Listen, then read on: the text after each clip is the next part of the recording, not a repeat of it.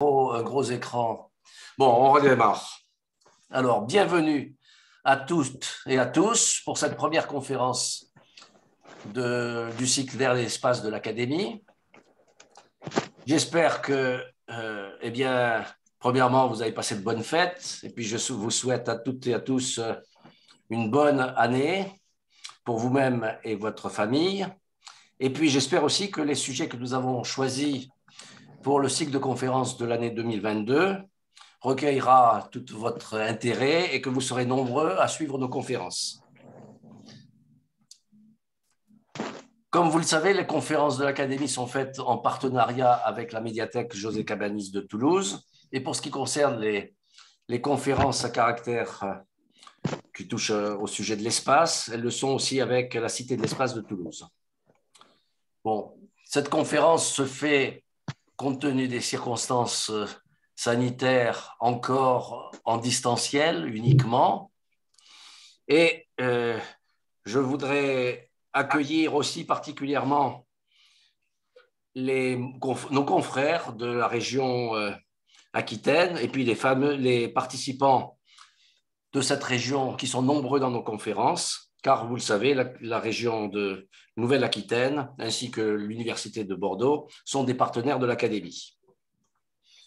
Ce soir, nous avons une conférence qui a vraiment un caractère particulier. Nous sommes très heureux d'accueillir Jacques Arnoux, qui va nous parler d'un thème qui aborde des sujets à caractère philosophique, éthique, et qui touche aux raisons profondes de l'attrait qu'a l'humanité pour l'espace, et réciproquement.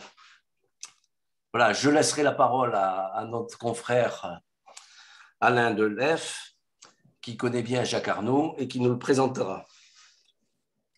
Bien, vous avez vu les petites annonces pour vous dire de couper vos micros, que la réunion, la conférence est enregistrée.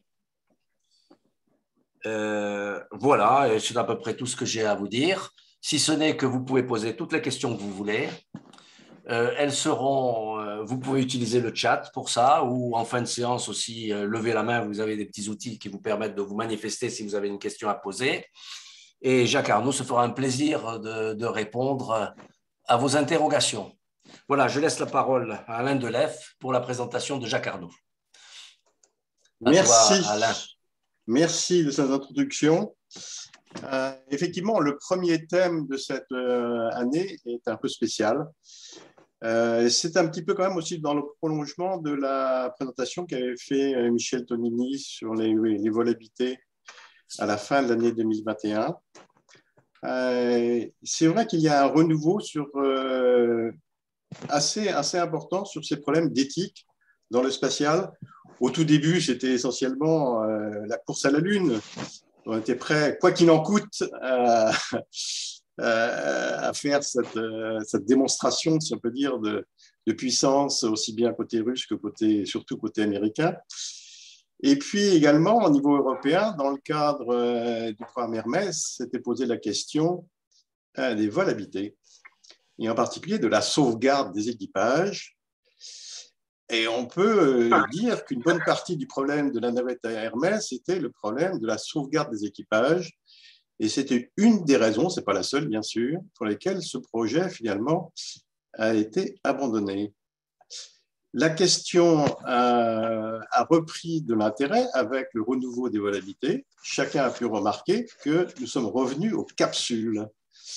Pourquoi? Parce qu'effectivement, sur le thème dans le problème de la sauvegarde des équipages et des risques qu'on est prêt à encourir, aussi bien pour les donneurs d'ordre que pour les astronautes, les problèmes de sauvegarde des équipages et donc d'éthique dans ce genre d'activité à haut risque se posent de façon cruciale. Mais bien sûr, maintenant, c'est beaucoup plus large avec les questions évidemment de tourisme spatial, le problème aussi d'exploration de retour sur la Lune, vers Mars, etc. Donc, il y a un renouveau considérable sur ces questions d'éthique. Je pense que tout le monde est intéressé par ce sujet et nous avons choisi de demander à Jacques Arnoux, qui est au CNES maintenant depuis plus de quelques décennies, de nous parler de ce sujet. Jacques Arnoux est particulièrement bien préparé à ce genre d'intervention, puisqu'il a un parcours atypique, si on peut dire. C'est un ingénieur agronome, dont la spécialité au départ était la spécialisation dans les forêts, mais qui s'est intéressé à bien d'autres choses. Il est docteur en théologie. Il a soutenu sa thèse de doctorat en 1996 à l'Institut catholique de Toulouse, à la salle de l'Inquisition, qui est une salle très connue à Toulouse par les plafonds à caissons qui ont des peintures absolument superbes. Et le sujet était dire la création après Darwin, ce qui est dans la suite effectivement de ses études dans le domaine agronomique. Et c'est une question philosophique intéressante et tout à fait dans la suite. Mais il s'est également intéressé à l'histoire des sciences et dans la foulée, il a passé une thèse de doctorat en 99. Et là, c'était beaucoup plus proche de notre souci ce soir, c'était l'espace et la Terre. Donc, Jacques Arnoux est actuellement au CNES et il est chargé, il a la mission d'y développer une réflexion dans les domaines de l'éthique. Il est l'auteur de très nombreuses publications, de nombreux livres. Tout récemment, en 2021, c'était un co-auteur, un des principaux co-auteurs du beau livre sur les 60 ans du CNES, qui est paru en 2021, ainsi que d'un petit livre que je vous recommande vivement, d'ailleurs, qui est Le voyage dans l'espace, petite extrapolation sans gravité sur le cosmos et l'humanité, aux éditions Transboréal. Et donc, tout à fait dans le sujet de ce soir. Donc, sans plus tarder, je laisse la parole à Jacques Arnoux.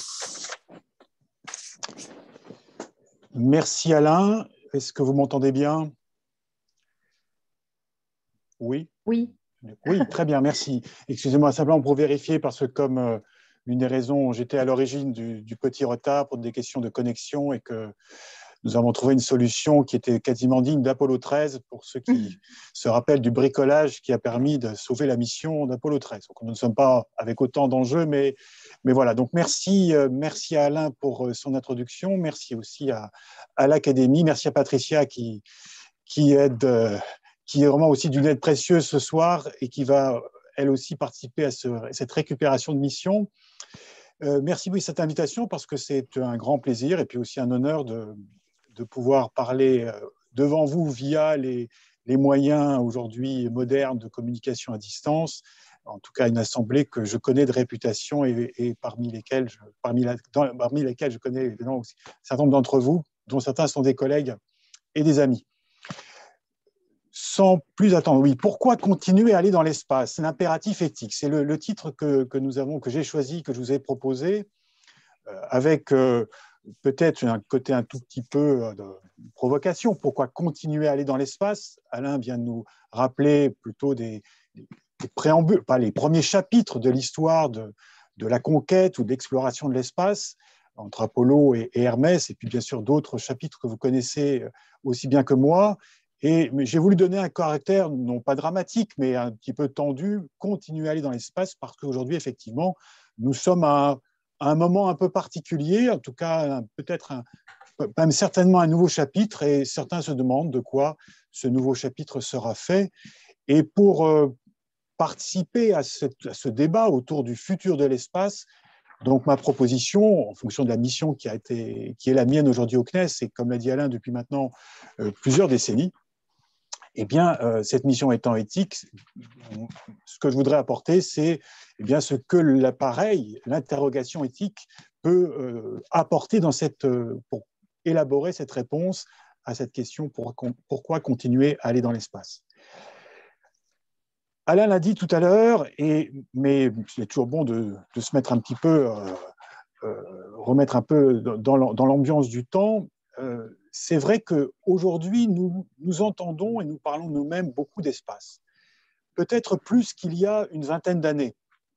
Après les aventures rappelées par mon ami Alain, après Apollo, après même l'aventure d'Hermès, beaucoup d'acteurs j'allais dire, traditionnels, classiques, historiques du spatial, sont entrés dans une phase de, pour une part, de banalisation, en tout cas de routine. Pensez aussi bien à la construction, finalement, qui a mis du temps, 20 ans, de l'ISS, de la Station spatiale internationale, mais voilà, en 20 ans, il faut tellement de temps que les choses deviennent un peu banales.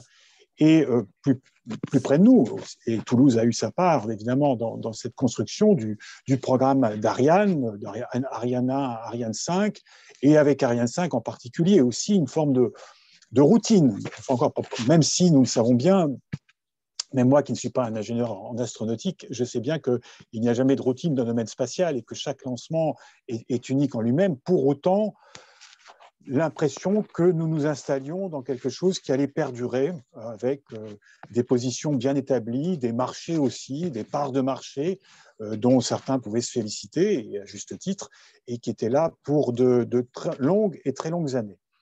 Et puis est arrivé donc un phénomène qui est très facile à nommer, c'est le célèbre New Space, et qui prend une part non seulement dans le domaine spatial, dans le domaine en tant que domaine technique, industriel et politique, mais aussi du côté médiatique. Et c'est vrai que quand on regarde durant l'année écoulée le nombre de unes ou d'informations sur l'espace dont nous avons été les réceptacles durant une seule année, eh bien, je ne dis pas qu'il n'y a pas une seule journée, mais en tout cas pas une seule semaine sans qu'un nouvel événement spatial nous soit annoncé.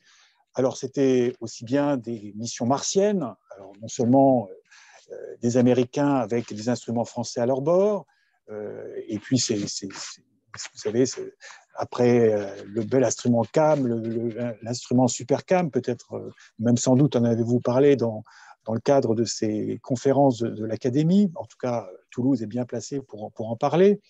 Toujours dans le domaine de l'exploration, il y a quelques jours, quelques semaines en tout cas, le décollage du James Webb Telescope, avec également à bord d'Ariane 5, donc avec une part française et européenne. Donc une belle année en termes d'exploration, et l'année qui vient sera elle aussi marquée par la poursuite de l'exploration. Exploration pour laquelle eh bien, nos contemporains montrent un réel intérêt. Et si on remonte un petit peu dans le temps, je suis certain que beaucoup d'entre vous se souviennent de cette belle soirée de novembre 2014 avec l'arrivée de la sonde Rosetta et de cette petite sonde Philae sur la comète Chury, qui a battu tous les records médiatiques de l'époque, au point que même Le Monde a consacré sa une à l'événement. Ça n'était pas arrivé depuis les missions Apollo. Donc vraiment, depuis quelques années, l'espace fait vraiment partie de notre horizon commun, notre horizon médiatique.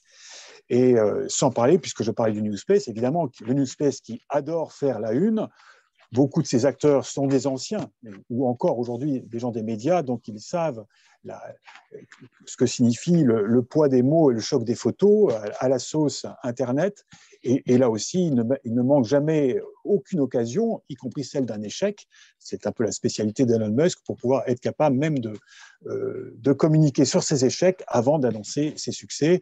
Et nous avons vu en 2021 un duel, ou je ne sais pas comment, un duel à plusieurs, en tout cas, entre les grands barons de l'espace que sont Branson, Bezos et Musk, en particulier autour de ce nouveau, en tout cas, ce nouveau chapitre du tourisme spatial, puisqu'il y en avait déjà eu un dans les années 2000, mais que là, on est en tout cas plus couvert un nouveau chapitre avec tous les débats, toutes les discussions autour de ceux qui avaient le droit au titre d'astronaute et ceux qui n'avaient pas le droit à avoir le badge ou l'étoile des astronautes. Cette situation de forte médiatisation est évidemment pleine de nuances. Déjà, quand on parle de New Space, évidemment, on a l'impression qu'on sous-entend un old space. Alors, on a horreur de ce terme-là, surtout quand nous appartenons à cet espace qui serait d'avant, en tout cas, qui serait ancien. Est-ce qu'il y a vraiment un spatial qui appartiendrait et qui n'appartiendrait qu'au passé? Certains s'en inquiètent, on peut le comprendre, mais à cette inquiétude, que pouvons-nous répondre? quelle relation faire entre ce qui serait l'ancien et ce qui serait le nouveau, comment faire coller ces deux mondes, comment ces deux mondes vont peut-être faire naître un troisième. Voilà des questions qui, de fait, tous les jours… Oui, merci Patricia, c'était voilà, comme je n'ai pas la commande, évidemment, j'oublie un peu cette présentation. N'hésitez pas, monsieur Arnauld, à me le dire. Oui, merci bien. Et donc, une question qui concerne évidemment un certain nombre de nos instances, de nos industriels, quel va être le futur du spatial.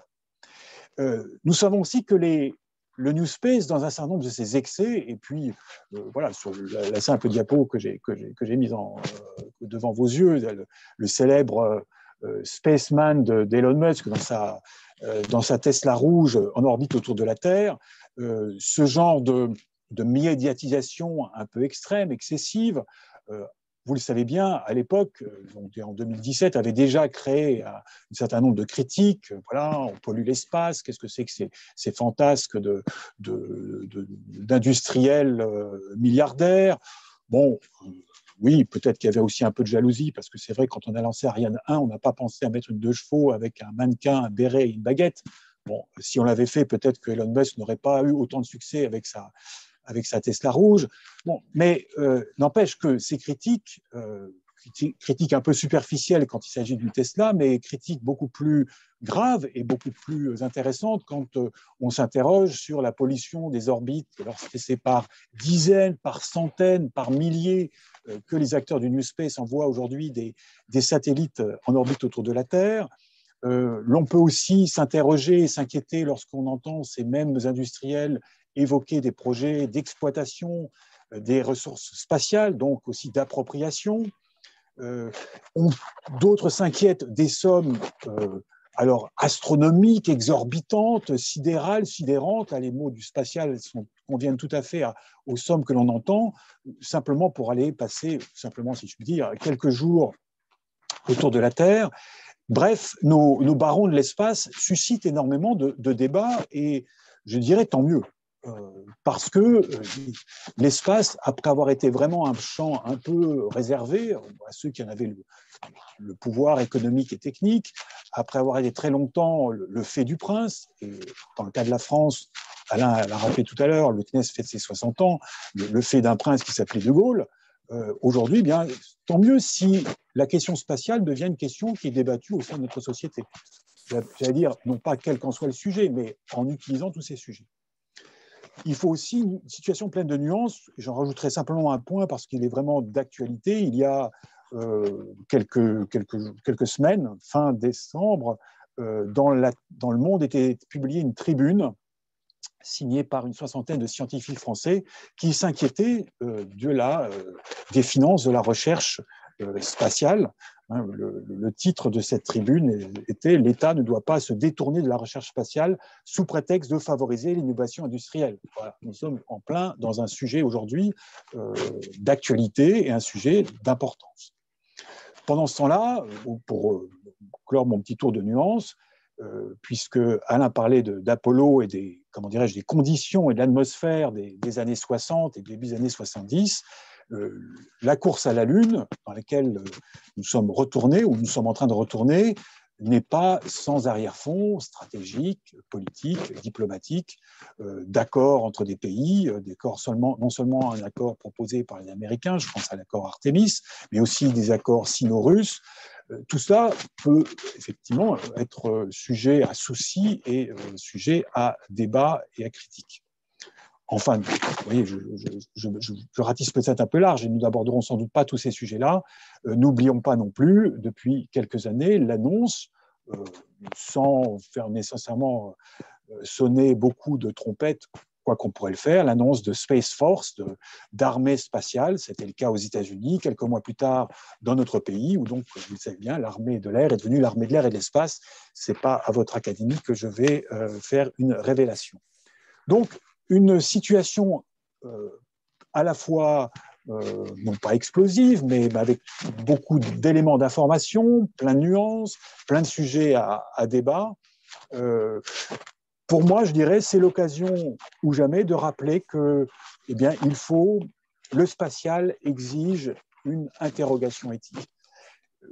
Permettez-moi de citer un de mes maîtres en la matière, et Jim Détor. Jim Détor est un universitaire américain qui vient du monde des sciences politiques et qui s'est intéressé à l'espace depuis maintenant une trentaine d'années, parce que pour lui, la projection de l'humain, des activités humaines dans l'espace, exige une réflexion politique. Et il a tout à fait raison.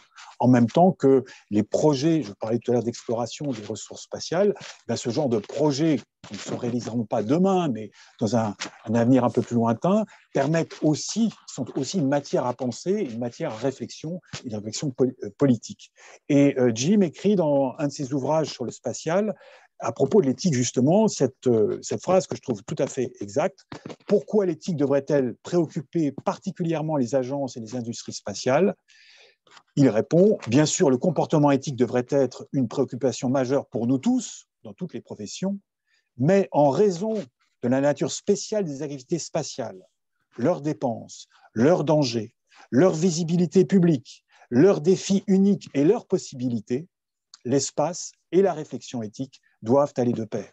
Et c'est ce qu'il a depuis développé et ce à quoi il a pu m'associer, et je lui en suis toujours très reconnaissant. Alors se pose une question.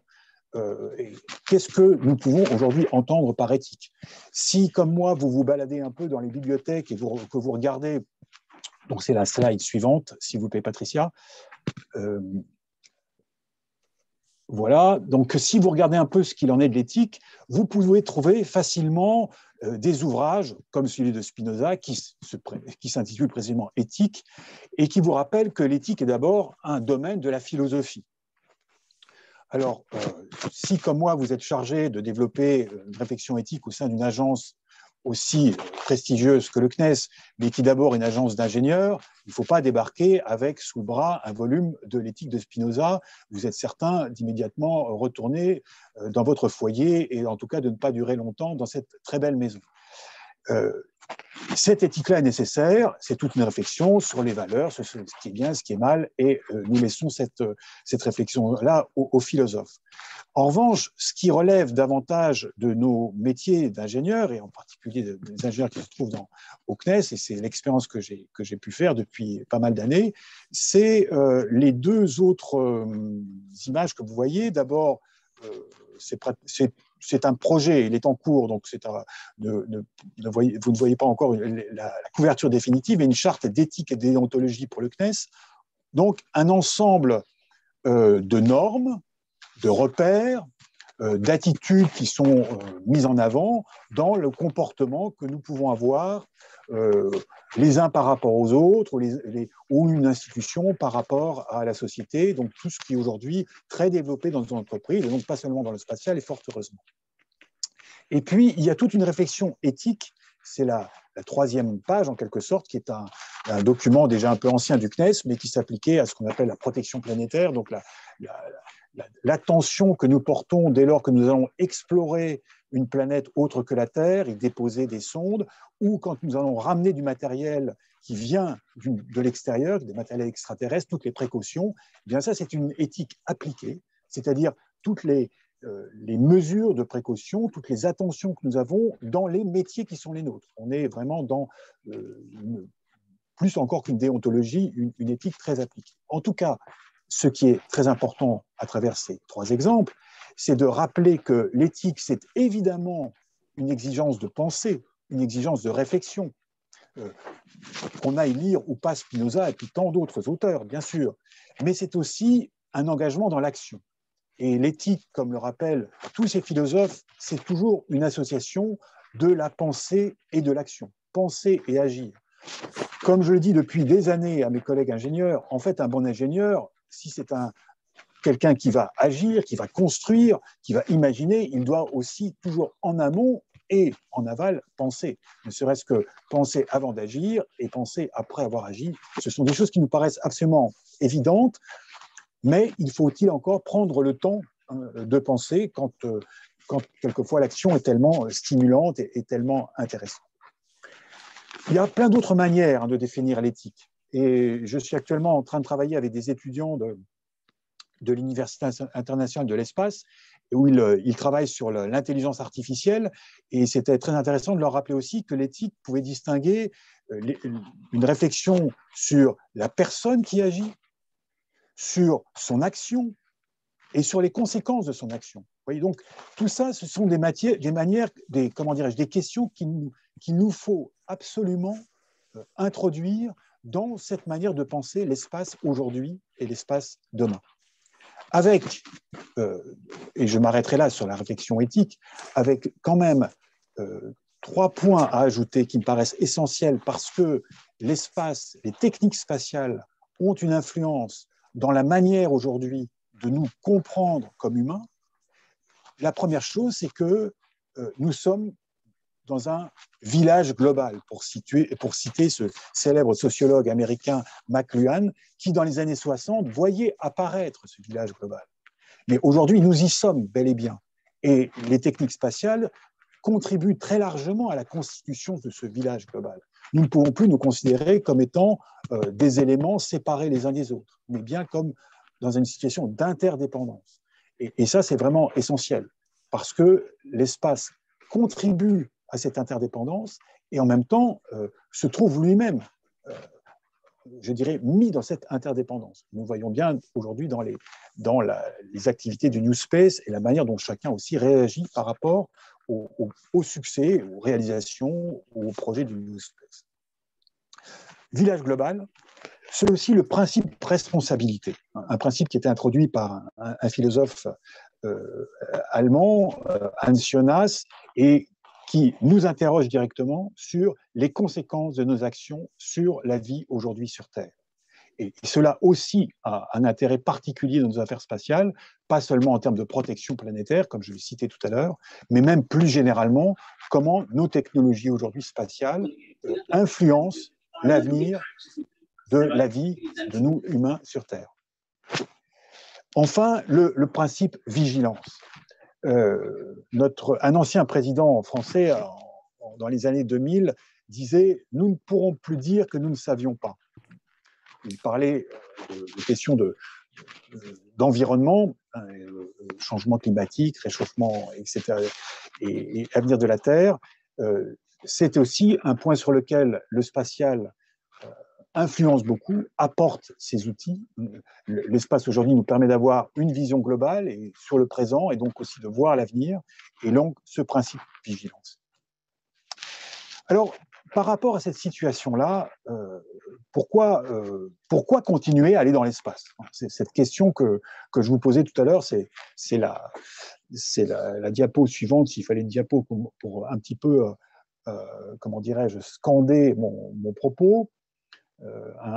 Une image que vous connaissez bien, elle est issue d'un ouvrage de Gustave Flammarion, lorsqu'elle était, évidemment, c'est colorié depuis, mais avec ce pèlerin, c'est comme ça qu'on l'appelle, ce pèlerin qui glisse la tête en dehors de la première sphère des étoiles et qui va tenter de voir les mondes qui sont derrière. Alors ça résume beaucoup de choses de l'histoire des sciences et ça rappelle aussi bien le caractère curieux de l'être humain qui veut toujours aller voir ce qu'il y a derrière la porte et même au-delà des frontières. Ce geste, si je puis dire, du pèlerin qui veut aller voir derrière résume assez bien le caractère de l'exploration. Mais l'exploration doit être associée tout de même une question. Pourquoi ? Pourquoi explorer ? C'est une question que j'ai rencontrée très rapidement quand j'ai commencé à fréquenter le milieu spatial, et en particulier, vous l'avez peut-être posé d'ailleurs, à Michel Tonini lors de la dernière conférence, dans le cadre des vols habités, auquel également on faisait allusion à Alain Delève tout à l'heure. Pourquoi aller dans l'espace ? Pourquoi ? Une question que l'on pose aux astronautes. L'un d'entre eux nous répondait un jour, ou plutôt citait un célèbre alpiniste britannique, George Mallory, quand on lui demandait « Mais pourquoi voulez-vous absolument escalader l'Everest ?» Nous étions dans les années 1930, et c'était la volonté de Mallory, qui va d'ailleurs y perdre la vie, parce qu'on l'a retrouvé il y a quelques dizaines d'années, mort malheureusement tout près du sommet de l'Everest. Et la réponse de Mallory, la réponse donc de l'astronaute était parce qu'il est là, parce que l'Everest est là ou parce que l'espace est là. Une espèce d'attirance, d'évidence, comme quoi l'espace est en face de nous pour être exploré. Alors, c'est vrai que cet espace, il a toujours fasciné l'humanité, parce que s'il y a quelque chose qui est encore plus englobant qu'aujourd'hui, ce village global dans lequel nous vivons, c'est cet espace qui nous entoure totalement. Et il peut, sa seule présence peut être une réponse à ce pourquoi aller dans l'espace et pourquoi continuer à y aller. En même temps, à la différence d'un Mallory qui va engager toute sa personne, mais je dirais son engagement et l'aide de quelques guides pouvaient suffire à réaliser ce rêve d'escalader l'Everest. Nous savons bien que pour aller dans l'espace, la volonté d'un seul homme, d'une seule personne, voire d'une petite équipe ne suffit pas, et qu'aujourd'hui, il faut bien plus que ça. Et dire simplement, on va dans l'espace parce qu'il est là, est-ce que ce n'est pas quelque part se retrouver dans un orgueil qui est assez proche de celui, sinon d'Icare, en tout cas celui que l'on prête à Icare quand on veut lire une lecture un peu moralisante du mythe d'Icare. En tout cas, réfléchissons à ce cosmos qui nous a tellement et toujours tellement attirés. Je suis assez frappé, et c'est une idée que je voudrais vous partager ce soir, par aujourd'hui, au sein de notre culture occidentale, le fait que nous pardon, j'ai un petit problème avec mon téléphone, je pense que ça va aller, voilà. Le fait que nous soyons encore entre deux cultures, je m'explique. Cette image du pèlerin, je vous le disais tout à l'heure, fait plutôt appel à une ancienne représentation du cosmos. La Terre au centre, qui est un lieu marqué par le chaos, une forme de cloaque, entouré par la beauté du cosmos, l'ordre du cosmos, ces étoiles, ces astres qui tournent avec une régularité parfaite, qui sont marqués par l'éternité, qui sont inaltérables. Donc c'est la beauté grecque, l'ordre, l'éternité, l'infinité. Enfin, l'infini, c'est pas tout à fait l'éternité en tout cas. Et puis, évidemment, deux mondes parfaitement séparés l'un de l'autre, et de fait, ce pèlerin qui tente de traverser la frontière qui le sépare du cosmos, normalement, ne devrait pas le faire. Et c'est dans cette situation-là que nous avons été pendant des siècles. Il a fallu toute la révolution cosmique, astronomique du XVIe et XVIIe siècle, pour qu'enfin les humains puissent rêver d'aller dans l'espace, et que l'on passe d'un monde cosmique à l'univers, un monde unique qui n'est pas séparé en deux, où ce sont les mêmes lois, la même matière, et donc à ce moment-là, le pèlerin est autorisé à traverser cette frontière, ce qui fait qu'aujourd'hui, des astronautes peuvent rejoindre les étoiles, ou en tout cas s'en rapprocher un peu plus, et même certains poser le pied sur la Lune.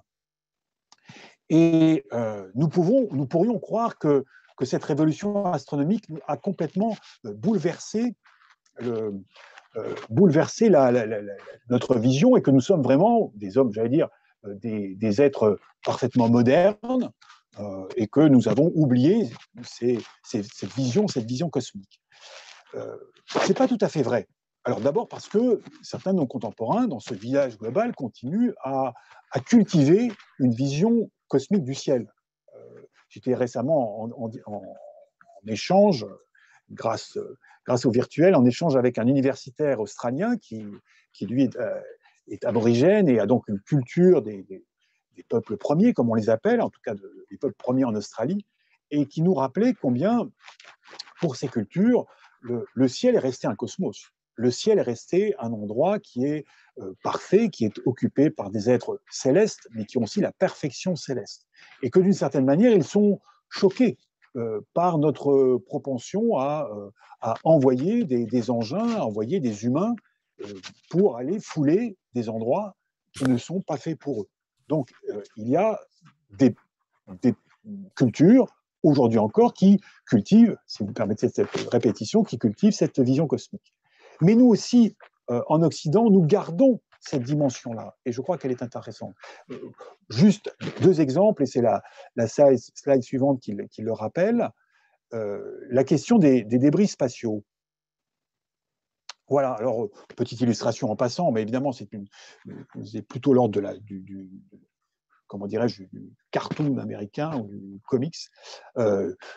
L'inquiétude qui est un peu d'ailleurs derrière ce dessin, que les activités du New Space vont encombrer de plus en plus les orbites autour de la Terre. Bon, on peut effectivement se poser la question quand on entend le nombre de satellites qui sont envoyés à chaque lancement de la Falcon 9 de SpaceX, c'est par dizaines, et ça finit par être par centaines, ça finit par être par milliers, ça finit par constituer des grands traits illuminés dans le ciel. Donc à quand des embouteillages aussi importants que voilà, le périphérique de Toulouse ou celui de Paris. Et quand on est à Paris ou à Toulouse, on connaît évidemment les heures d'embouteillage qu'il faut éviter. Est-ce qu'il y aura bientôt des heures ou des orbites tellement encombrées? Quand nous entendons aujourd'hui parler de ces questions de l'encombrement des orbites, en particulier du fait que beaucoup des objets qui y sont aujourd'hui des débris, pas que des nanosatellites ou des plus gros satellites. Vous avez, comme moi, entendu cette expression que les médias utilisent très volontiers, mais peut-être aussi certains de vos interlocuteurs, et qui aiment bien aussi nous accuser, nous, les gens du spatial, d'avoir transformé l'espace en poubelle. Alors, j'aime beaucoup quand j'entends cette expression, parce que ceux qui connaissent mes petites lubies savent que dans ce cas-là, je dis, mais si seulement nous avions transformé l'espace en poubelle, parce que la poubelle est un instrument déjà très perfectionné de gestion des déchets. D'ailleurs, il a fallu attendre le 19e siècle pour l'inventer. Alors auparavant, il y avait effectivement quand même sans doute des récipients, des ustensiles de récupération, mais il n'y avait pas encore un nom officiel, donc il a été donné grâce à notre brave préfet parisien poubelle. En tout cas, la poubelle, c'est déjà un moyen disons, la preuve que l'on a fait un pas en avant dans la gestion des déchets. Oui, l'espace est peut-être un dépotoir où nous sommes plus ou moins contraints de déposer, de laisser les satellites une fois qu'ils ne sont plus utilisables. En tout cas, pour ne pas les laisser, il faut faire des efforts, et c'est ce que font désormais les agences spatiales, les industriels, qui font leur possible et qui prennent aussi les moyens de changer d'orbite, de faire rentrer leurs satellites une fois ou juste avant qu'ils soient vraiment en fin de vie, de les faire entrer dans une orbite garage, une orbite dépotoir, une orbite qui d'une certaine manière est une orbite poubelle, même si ce n'est pas encore tout à fait terminé avec eux, et il faudrait pouvoir s'en débarrasser complètement. En tout cas, ce qui m'a toujours frappé, en dehors de l'aspect technique, et là certains parmi vous sont des spécialistes de la question, c'est la manière dont cette question des débris spatiaux touche nos contemporains. Quand j'ai commencé à travailler pour le CNES, donc il y a plus de 20 ans, je suis allé au Centre Pompidou, qui est voisin du siège du CNES à Paris, les Halles, et j'ai regardé dans les communiqués de presse quel était le sujet qui était le plus souvent traité dans les thèmes spatiaux. Et c'était celui des débris spatiaux. Et je pense que c'est toujours le cas aujourd'hui. Si on compare, on fait un peu un classement des thématiques. Hormis les missions un peu épisodiques, les missions événements. Je vais parler de Rosetta tout à l'heure, ou on pourrait parler de la mission Alpha de notre ami Thomas Pesquet. Bien sûr que là, les médias ne parlent que de ça. Mais d'une manière un peu permanente, la question des débris est étonnamment présente. Et je me demande si derrière cela, derrière le souci de nos contemporains pour les débris spatiaux, ce n'est pas d'abord un souci technique, ce n'est pas un souci pour les collisions qu'il y a dans l'espace. Il est assez aisé de leur faire comprendre qu'ils ne vont pas recevoir un débris, beaucoup plus de débris sur la tête demain qu'hier, et qu'il y a des risques beaucoup plus élevés aujourd'hui quand on se balade dans la rue, qu'il vaut mieux regarder au sol ou devant soi ou autour de soi que regarder vers le ciel pour tâcher d'éviter la chute d'un débris. Non, c'est parce que je pense que même dans nos cultures occidentales post-coperniciennes, si je puis dire, donc post-cosmique, il reste quelque chose du cosmos. Pour nous, le ciel reste un lieu particulier, un lieu différent. Permettez-moi, un lieu sacré, au sens où il y a un monde différent du nôtre. Et que ce monde-là doit rester beau, doit rester pur, doit rester intouché. Et ça, c'est important. C'est important parce que c'est la manière dont nous considérons, en tout cas collectivement, le ciel qui est au-dessus de nous. C'est bien un endroit qui est occupé par nos technologies. Nous pouvons l'expliquer, nous l'expliquons en permanence. Mes collègues ici au CNES de la communication font un travail génial en termes de communication de nos activités, de l'utilité du spatial. Au moment où nous nous échangeons, nous l'utilisons bien sûr.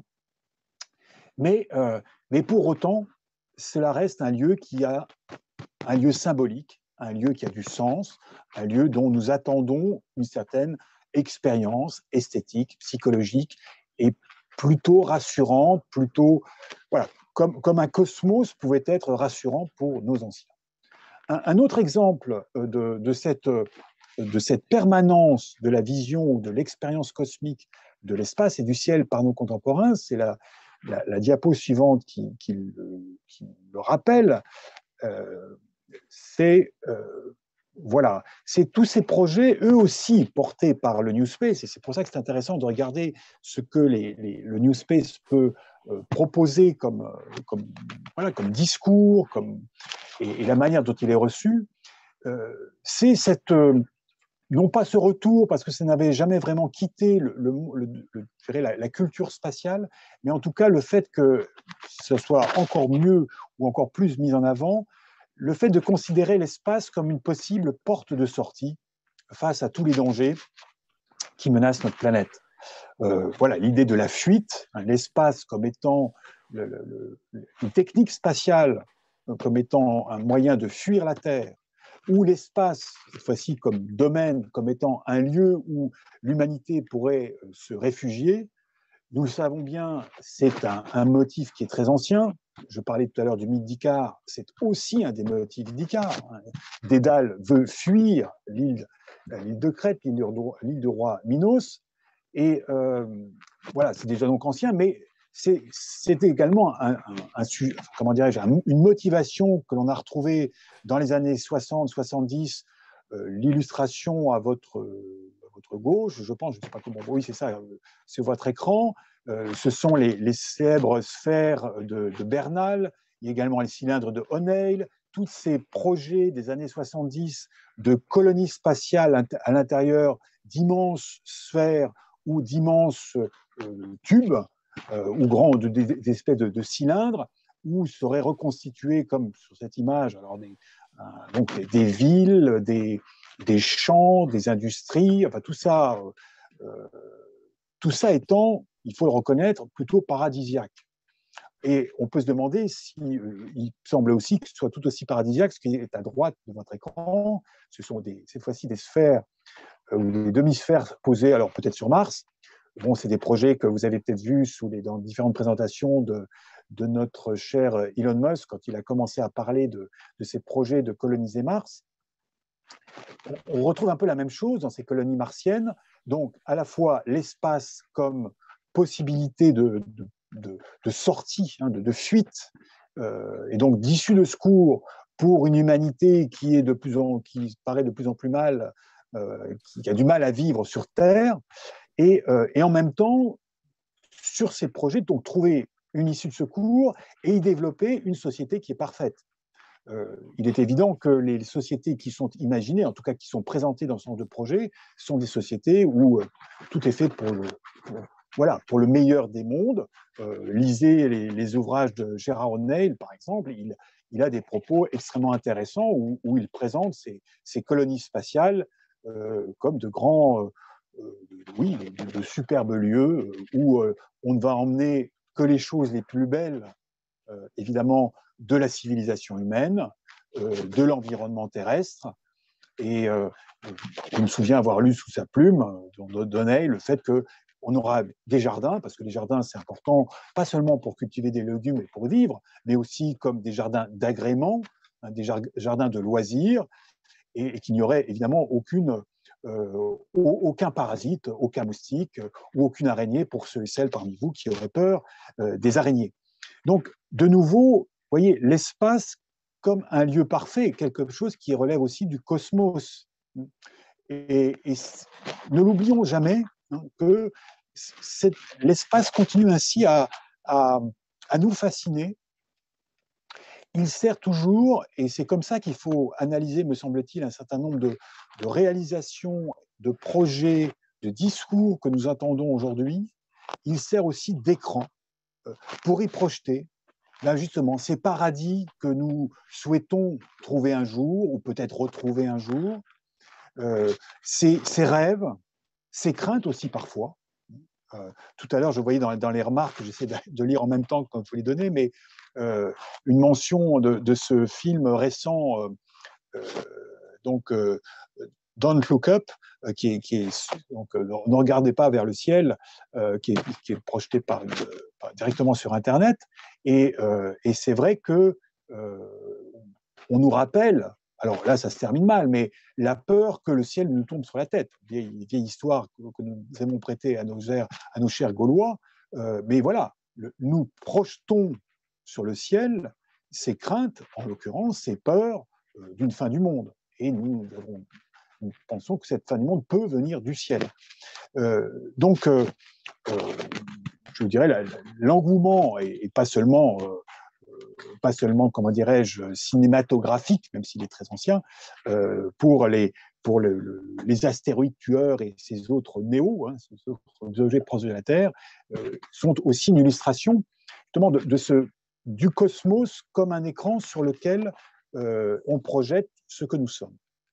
Mais n'oublions pas une chose, et pour moi c'est très important quand on pense au futur du spatial, c'est que l'espace n'est pas seulement un écran qui pourra avoir un espèce de rôle, j'allais dire presque psychologique.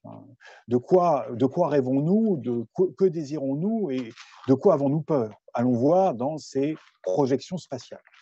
Mais c'est également un miroir, et ça, il ne faut jamais l'oublier. L'espace est un miroir dans lequel nous pouvons nous voir. Je ne sais plus si c'est la prochaine. Attendez, je regarde. Est-ce que c'est la prochaine? Non, je ne crois pas. Je ne sais plus pourquoi je l'ai mis, celle-là. Oui, c'est un miroir, ça doit être ça. Je trouvais assez marrant l'humain qui est dans l'espace, c'est nous. Il est parfois bien encarapaçonné dans son scaphandre. Il peut être aussi embelli à travers les figures héroïques de celles de nos astronautes, et à juste titre d'ailleurs, mais c'est de l'humain. Ça reste l'humain avec ses côtés parfois un peu plus frustres. Et donc, pourquoi nous étonner? Pourquoi nous étonner de ces questions de pollution spatiale? Pourquoi nous étonner de ce qu'on appelle aujourd'hui la militarisation de l'espace? Alors, je comprends que l'on puisse provoquer cet étonnement parce que nous avons peut-être pu ne pas tout à fait suivre les différents chapitres de l'histoire du spatial, oublier que dans la préhistoire du spatial, il y a tout de même des V2, il y a tout de même la place du militaire, et que le militaire a toujours été présent, que dans les années 60-70, il y a toujours cette présence du militaire, que lorsque l'on visite le musée de l'air et de l'espace au Bourget, dans le hall de l'espace, ce que l'on voit, c'est une salle de commande, non pas factice, puisque c'est la salle, c'est comment dirais-je, la maquette dans laquelle les militaires s'entraînaient pour éventuellement, il ne fallait pas le faire, déclencher le feu nucléaire depuis le plateau d'Albion. Donc ce lien a toujours existé, mais c'était peut-être pas la première chose que vous voulez mettre en avant, ce que je comprends parfaitement, ne serait-ce que par discrétion, parce que la discrétion est une des qualités du militaire.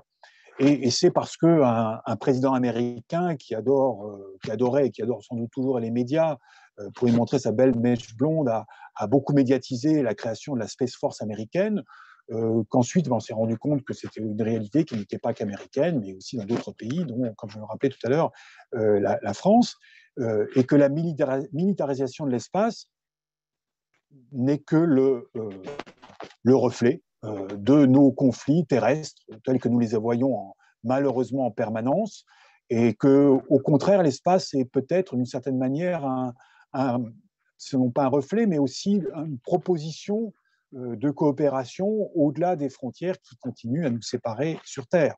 Pensons, je l'évoquais tout à l'heure, à la Station spatiale internationale, En ce moment, on voit que un certain nombre de partenaires de cette station spatiale internationale ne sont pas nécessairement tout à fait d'accord sur des politiques terrestres, mais pour autant, en ce moment même, ils continuent à collaborer, fort heureusement.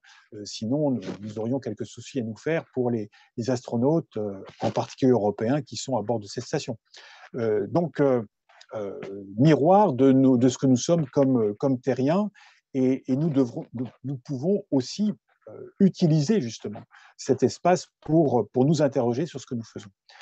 Et là aussi, quand nous pouvons rêver demain d'un espace où nous implanterions une humanité dans un contexte aussi paradisiaque que ce que Bernal, O'Neill et Musk nous proposent ou nous promettent, n'oublions pas que ce sont des terriens, des humains aussi peut-être aussi, comment dirais-je, techniquement avancés que l'astronaute de gauche, mais avec encore pas mal de gènes que nous participons, que nous partageons avec Homo sapiens des premiers temps, ou Néandertal, et même encore plus bas, entre guillemets, ou plus précédemment dans l'histoire de l'humanité.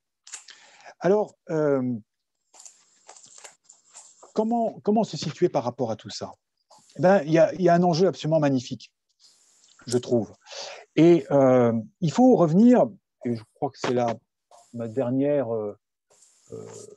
une de mes dernières, ça pourra servir, voilà, la dernière diapositive, où il y a plusieurs choses. D'abord,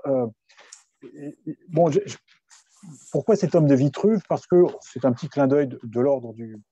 D'abord, un clin d'œil à nos amis astronautes, ça fait toujours plaisir de nous rappeler de ce qu'ils font. Et puis, peut-être, le saviez-vous, donc j'en suis désolé de répéter ça, mais peut-être l'ignorez-vous, la prochaine fois que vous verrez une photo d'un astronaute en sortie extravéhiculaire, il y en a eu pas mal, évidemment, lors de la mission Alpha de notre ami Thomas, peut-être que vous remarquerez sur la combinaison blanche, le scaphandre, pardon, blanc, ce badge que vous avez en bas à gauche.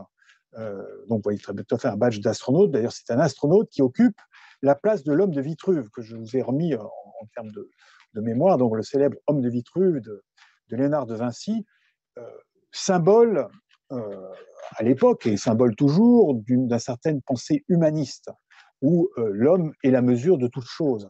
L'homme qui se trouve à la fois dans le dessin imaginé par Léonard de Vinci, à la fois dans un carré, ce qui représente la Terre, symbole de la Terre, et dans un cercle, ça c'est le symbole du ciel.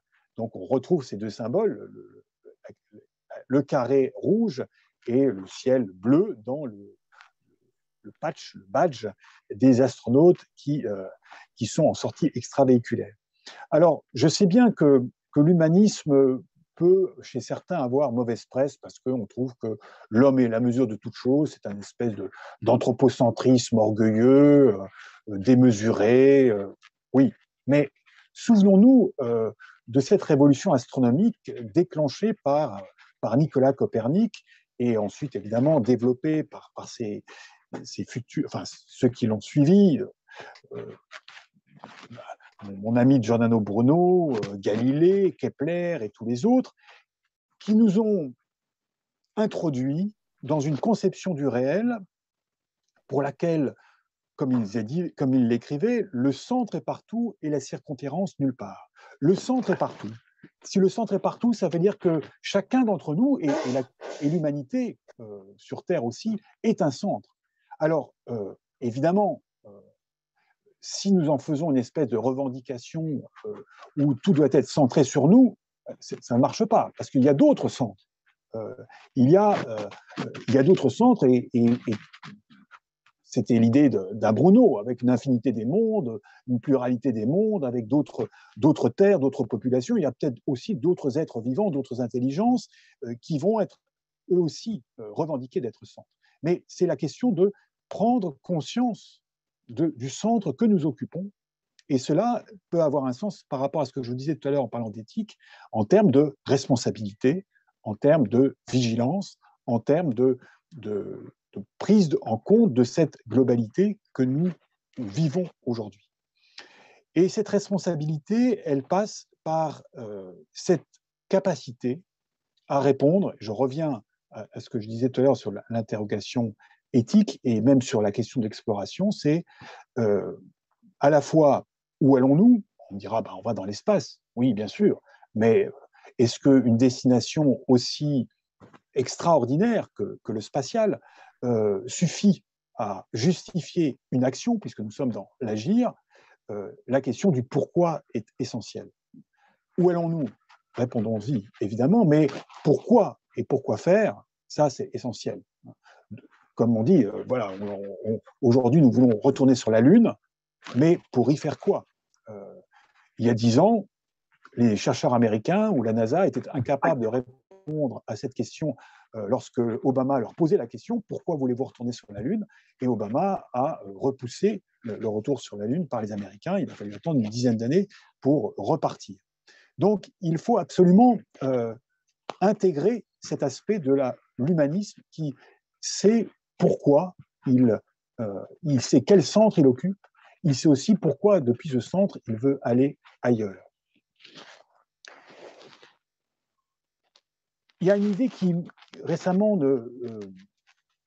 m'a traversé l'esprit, parce que je sais bien qu'il y a une controverse, hein, je sais bien que certains disent « Oui, mais cet humanisme et cet anthropocentrisme, peut-être qu'à une époque où nous avions plus de moyens, à une époque où la Terre se portait mieux, apparemment, bon, voilà, c'était l'époque où on parlait volontiers de conquérir l'espace, les années 60, les années 70. On allait à la conquête du cosmos, à la conquête de l'espace. Aujourd'hui, tout ça doit être dépassé parce que la Terre est tellement importante. Il nous faut, voilà, restons sur Terre, occupons-nous de cette planète et arrêtons de gaspiller nos moyens économiques, techniques, humains. Arrêtons de prendre des risques inconsidérés pour aller dans l'espace.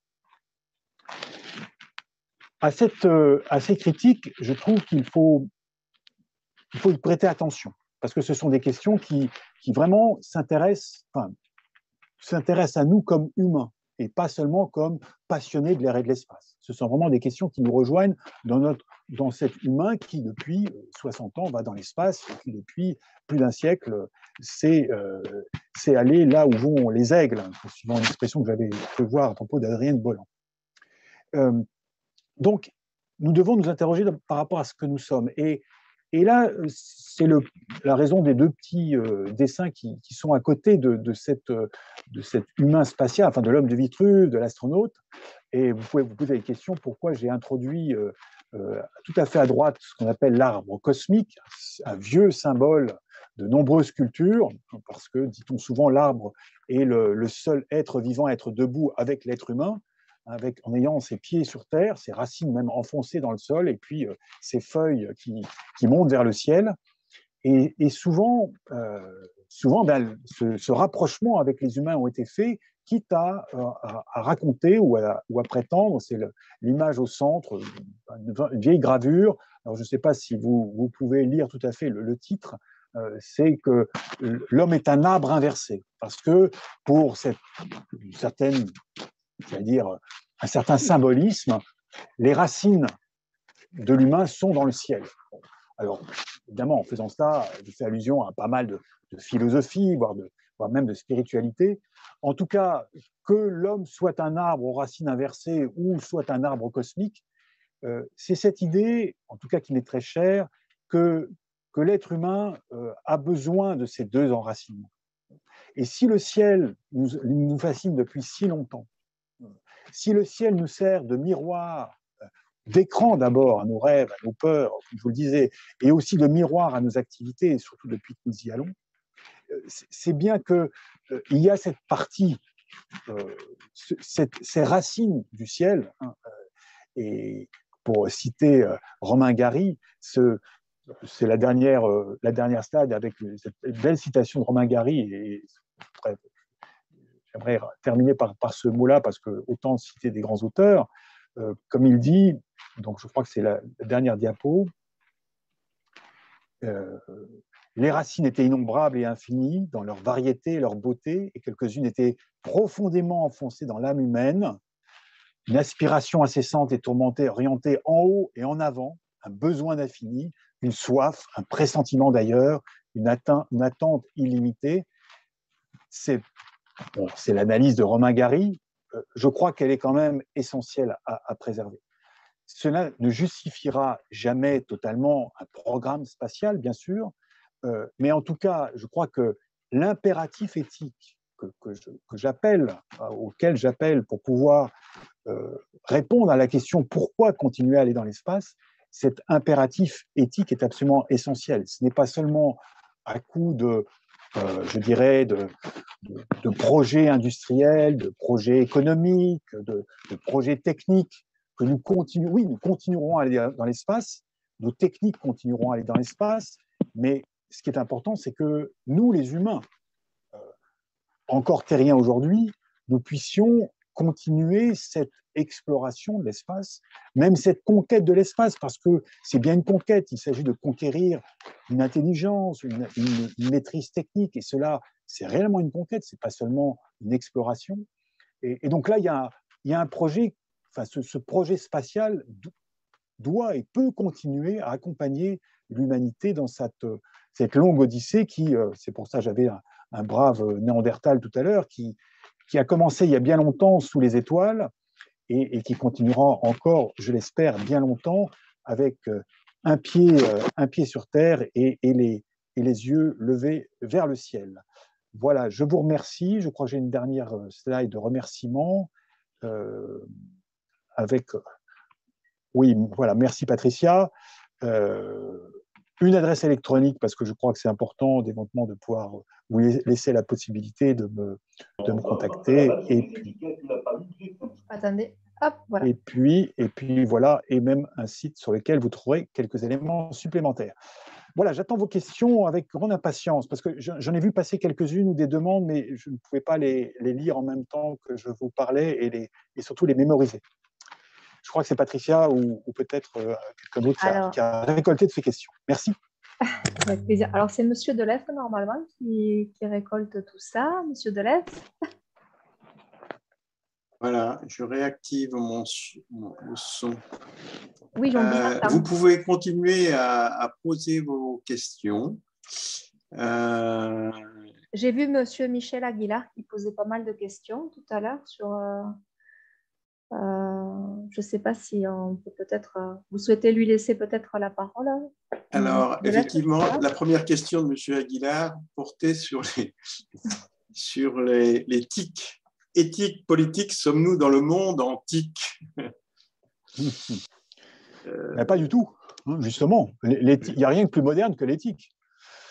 Bien sûr que j'ai fait allusion, enfin, vraiment c'est une allusion, même moins qu'une allusion en parlant de Spinoza, mais il y a déjà de l'éthique chez Aristote, enfin, parce que la question du comment se comporter comme humain est une question qui est éminemment humaine. Sinon, nous ne serions pas humains si nous ne posions pas ce genre de questions. Comment se comporter les uns par rapport aux autres. Vous savez bien que, étymologiquement parlant, l'éthos des Grecs ou le mors des Latins, c'est ça, c'est la manière de se comporter dans le monde, les uns à l'égard des autres, d'abord, ou avec son environnement.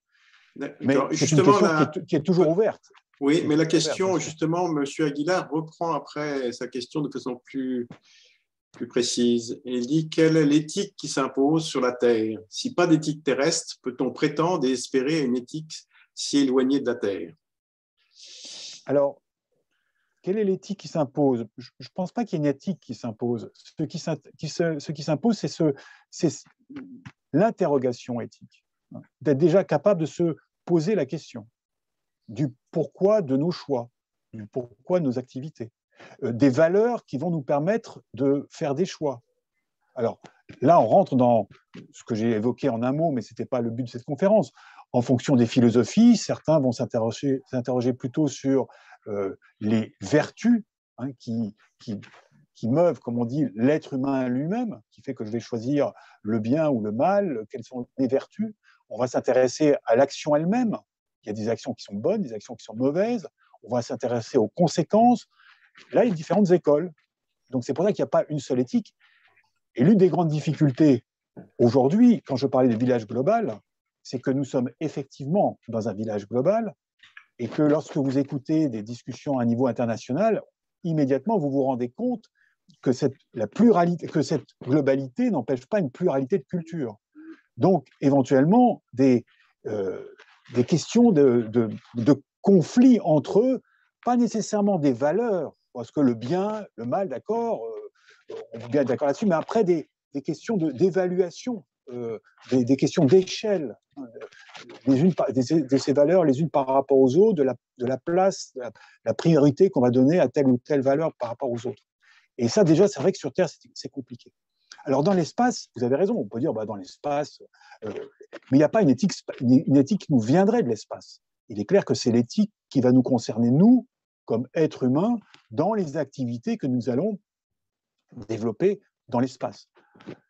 Un jour, peut-être, nous rencontrerons d'autres êtres qui auront aussi leur manière d'agir et aussi leurs repères. Ça sera un sacré travail pour nos descendants qui vivront cela, parce que, évidemment, cette rencontre-là, qu'est-ce qu'elle va leur valoir, des accords, des désaccords. Là encore, l'expérience terrestre montre que c'est tout sauf facile. Mais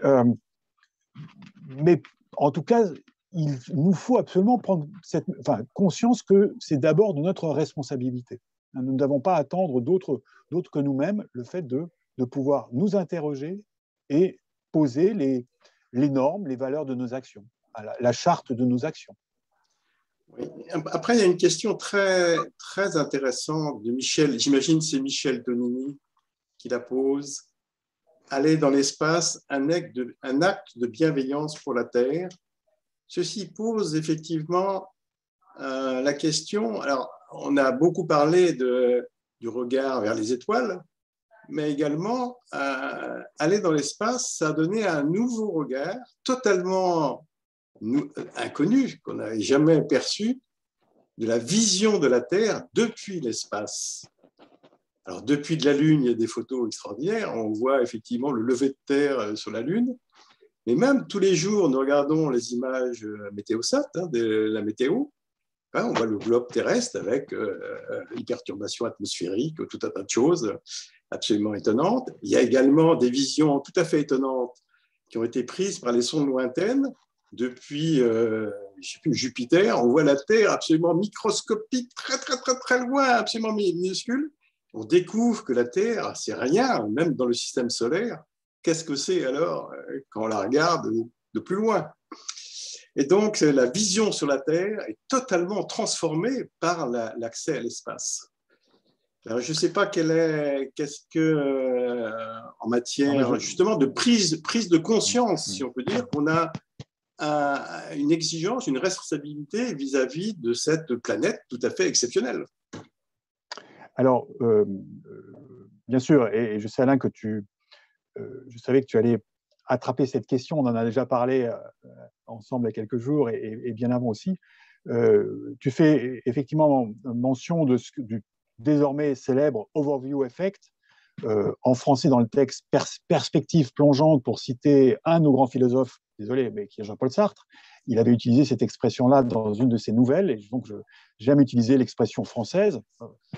Il y a un collège de terminologie spatiale, c'est vous, donc il faut trouver un terme pour ce Overview Effect, et qui est comme tu l'as très bien décrit, une vision tout à fait singulière dont les astronautes, donc Michel Tonini vous en a sans doute parlé, et tous en parlent, tout à fait unique d'avoir un balcon suffisamment élevé pour que, on a une expérience de cette Terre.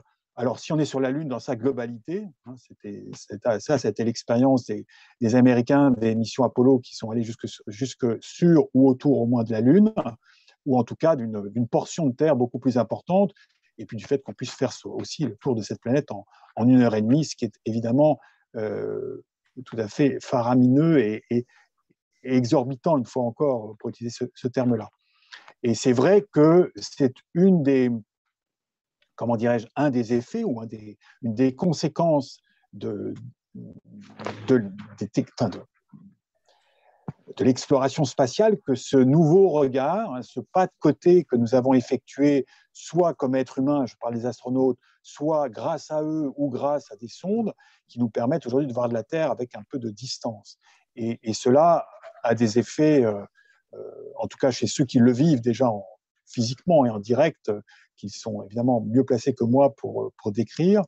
Mais vous pouvez, si ça vous intéresse, il y a beaucoup de choses, beaucoup d'articles. D'abord, des ouvrages de témoignages d'astronautes qui ont été récoltés sous ce terme d'overview effect.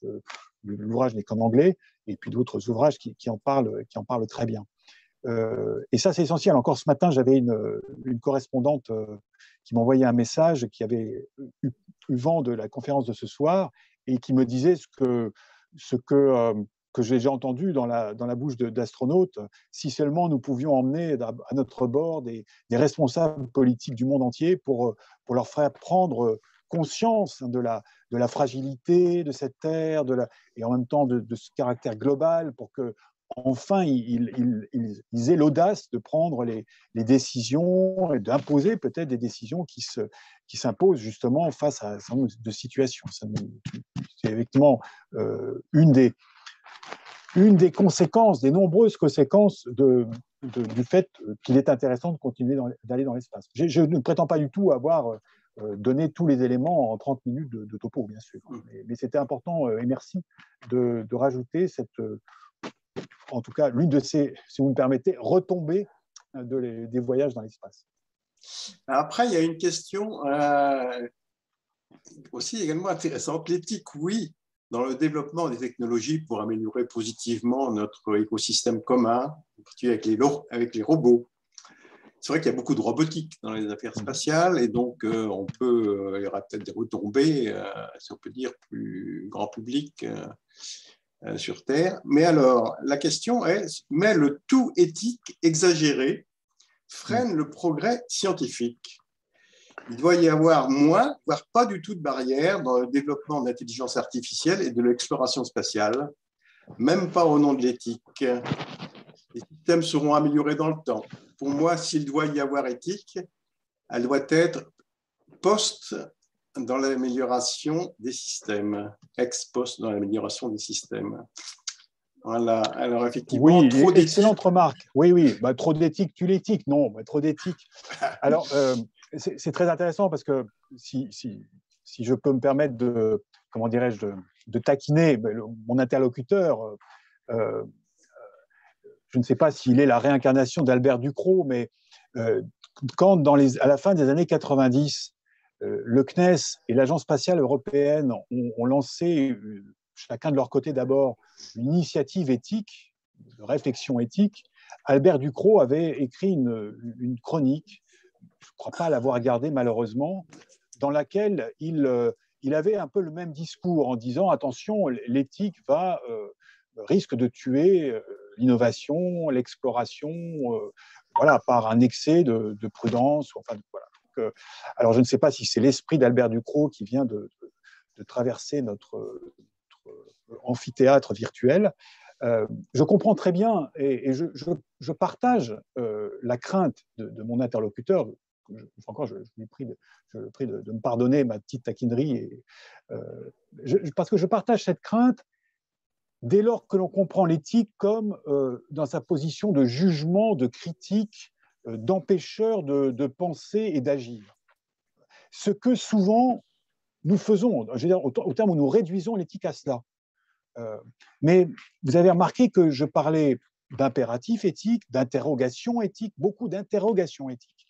Pour moi, c'est une posture d'interrogation et de réflexion qui peut conduire à, effectivement, dans certains cas, dire « attention, là, on va trop loin, au moins pour l'instant », mais dans d'autres cas, peut dire au contraire « mais allez-y ». Le cas du principe de précaution, je suis certain que vous avez déjà eu des conférences là-dessus et que, en fonction du conférencier, on pouvait écrire « arrose sur le principe de précaution ». C'est vrai que si c'est une précaution qui ferme les portes, a priori, et qui empêche d'avancer, c'est extrêmement dangereux, parce que nous savons bien que dans des tas de domaines, mais d'abord dans le domaine du vivant, je suis un biologiste de formation, quand on n'avance pas, on recule et on disparaît. Donc, une éthique doit toujours être au service d'une avancée. Je ne dis pas d'un progrès, parce que tout de suite, je vais avoir d'autres personnes qui vont me dire « le progrès est à bannir ». Non, en tout cas, une avancée. Un de mes soutiens, quand je suis arrivé au CNES, Jacques Breton, que certains d'entre vous connaissent sans doute, défendait cette initiative éthique en nous disant l'éthique, c'est une manière de préparer le futur. Et je suis parfaitement d'accord avec lui. Mon ami Jim Détor, que je citais au début, a cette même conviction. Ce n'est pas pour empêcher d'avancer, c'est au contraire pour essayer d'avancer de manière, enfin, de mieux avancer, d'avancer à la fois raisonnée, raisonnable, mais en même temps audacieuse. Vous le savez bien, aussi un sujet que vous abordez fréquemment dans votre académie, la question des risques. Bien sûr que le plus simple serait de ne rien faire, comme ça au moins on ne court pas de risque. Sauf le risque à 100% de disparaître et de mourir. Donc, c'est un peu la même chose en termes d'éthique. Penser à ce qu'on fait, ce n'est pas pour ne pas agir, mais c'est pour agir de manière, je dirais, plus raisonnée, plus raisonnable, mais au sens noble du terme. Donc, je partage entièrement cette crainte, au sens où, attention, trop d'éthique ou une éthique mal comprise est un frein, et même pire, peut être un enterrement de première classe pour nos projets. Mais en revanche, pas du tout d'éthique risque de nous faire n'importe quoi parce qu'on ne sait même plus pourquoi on le fait. Donc, l'éthique, ce n'est pas en poste, c'est tout le temps. Mais pour moi, je suis persuadé que parmi vous, en particulier les ingénieurs pour lesquels j'ai un respect immense quand je vois ce que vous êtes capables de faire dans le domaine aérien et spatial, vous pratiquez l'éthique sans le savoir. Le CNES a instauré à la place d'un monsieur éthique, demain ce sera peut-être madame éthique, hein, c'est pas lié évidemment uniquement à moi, mais je n'ai cessé de répéter que, évidemment, que vous en faites sans le savoir, heureusement en le sachant aussi, mais dès lors que vous réfléchissez à la manière dont vous menez un projet, quel va être l'objectif et à quel moment on va éventuellement changer d'orientation, voire même l'arrêter. J'étais, je ne dis pas heureux, mais quand Alain Deleffe, au début de ce moment, et en présentant le sujet de cette conférence, a évoqué la navette Hermès, et pour quelles raisons le projet va être arrêté, enfin le programme, pardon, a été arrêté, j'ai trouvé très intéressant et presque courageux qu'il le cite. Pendant des années, je n'ai jamais entendu parler, on a toujours refusé de parler devant moi du programme Hermès parce que c'était considéré comme un échec, alors que c'est un exemple où un projet d'ingénieur, un projet aussi politique, à un moment donné, il est raisonnable de dire « nous arrêtons ». Et pour moi, c'est la conséquence d'un raisonnement bien mené et d'une prise de décision courageuse et qui, de fait, relève d'une éthique qui n'est pas poste, qui est pendant, où il y avait des raisons de commencer, il y avait des raisons de poursuivre, et à un moment donné, il y a eu raison d'arrêter. Et la capacité à discerner ces raisons, à en faire l'analyse, à les pondérer, tout ça relève du penser et de l'agir, donc de la définition que j'ai proposée, pour vous citer l'auteur, à la suite de Michel Foucault, de l'éthique. Alors la question d'après est une question d'éthique appliquée concernant l'évolution de la législation sur les débris spatiaux. En particulier, cette législation a-t-elle atteint, est-elle appliquée, enfin, a-t-elle l'accord sur le plan international et est-elle bien appliquée à ce niveau-là? Alors, il y a eu des choses au sein des groupes de réflexion de l'ONU avec probablement des recommandations. Alors, c'est probablement plus ou moins bien appliqué. Peut-être sais-tu exactement où est-ce qu'on en est de toutes ces législations? J'aurais du mal, et pour être honnête, à donner plus d'informations que celles que tu viens de donner, rappelant qu'effectivement, cette question des débris spatiaux a été prise au sérieux par le monde spatial depuis maintenant très longtemps. Ça date des années 90, et peut-être même déjà avant, à travers un certain nombre de groupes de travail qui se sont petit à petit élaborés, agglomérés pour passer d'un niveau, j'allais dire presque local, à un niveau international. Et dans tout ça, mes collègues du CNES ont eu un rôle très important pour mener ces travaux d'évaluation, de réflexion, et qui relèvent, voilà, même s'il n'y avait pas le mot d'éthique, mais c'est tout à fait une démarche qui, pour moi, est une démarche profondément éthique. Et pour arriver aujourd'hui à un niveau international et des propositions de législation avec, évidemment, au fur et à mesure que les niveaux je dirais, s'élève et qu'on arrive au niveau international avec des plus grandes difficultés à trouver un consensus et un accord global. Parmi, au sein de votre académie, quelqu'un comme Christophe Bonal est particulièrement bien placé pour pouvoir vous en parler. Peut-être déjà, il en a déjà parlé à l'occasion de séances ou de conférences. Donc, n'hésitez pas à vous tourner vers lui. Il a non seulement publié un ouvrage essentiel sur la question qui fait bien le point il y a quelques années, mais aussi il est très au courant de l'avancée très lente. En même temps, c'est là aussi sur les questions des débris spatiaux que l'on voit que tout ne se résout pas par une loi internationale. Il faut-il encore qu'il y ait éventuellement des lois nationales. Donc là, vous connaissez justement comment dirais-je, la version française du droit international spatial, qui est la LOS, la loi des opérations spatiales, qui est en cours pas de réécriture, mais de reprise pour toujours actualiser le droit, ce qui est évidemment un enjeu majeur chez les juristes. Mais il y a aussi, j'allais dire, les codes de bonne conduite entre acteurs, où les acteurs se mettent d'accord entre eux, enfin réfléchissent entre eux, parce que ce sont les premiers concernés, à la fois dans la connaissance du dossier comme expert, mais aussi comme acteur, et puis aussi acteur pollueur, mais aussi acteur victime. Et nous savons bien que là, la plus grosse partie du travail se fait en fait au niveau de la communauté de ces acteurs spatiaux, avec là aussi les enjeux du New Space. Et Christophe Bonal a des choses parfois très intéressantes à vous expliquer, mais je n'ose pas m'avancer là-dessus pour montrer que les bons et les mauvais élèves, c'est pas toujours si facile que ça à distinguer dans ce monde où à la fois ils ne sont pas si nombreux que ça, mais où il y a des habitudes, et puis il y a de nouvelles habitudes et de anciennes habitudes, et que tout ça, on a besoin de faire le point et voilà, de se projeter dans l'avenir en se disant comment on peut effectivement préparer la suite, parce que c'est pas en s'accrochant à nos positions anciennes ou à nos positions actuelles que l'on va avancer. Ça aussi, progresser, c'est aussi parfois trouver des accords dans une nouvelle forme de gouvernance. C'est une des invitations d'un groupe de travail de juristes qui s'intéressent à ces questions plus généralement de l'apparition du New Space et des nouveaux acteurs. C'est quel type de gouvernance, nous sommes donc au niveau politique, quel type de gouvernance mettre en avant pour pouvoir gérer ce nouvel espace, qui n'est pas que du New Space. Si je peux me permettre, j'aurais bien, si on peut dire, étendu la question à d'autres activités ou d'autres problèmes qui sont effectivement l'exploitation des ressources minières, des machins comme ça. Est-ce qu'il y a actuellement une réflexion internationale pour des traités du type de ce qui existe pour l'Antarctique, qui est quand même un symbole extraordinaire au niveau international de sanctuarisation d'un continent entier, avec des règles quand même qui sont respectées par tous et qui est un exemple peut-être à suivre au fond? Peut-être. Les dernières informations qui viennent d'Antarctique nous obligent à mettre un peut-être.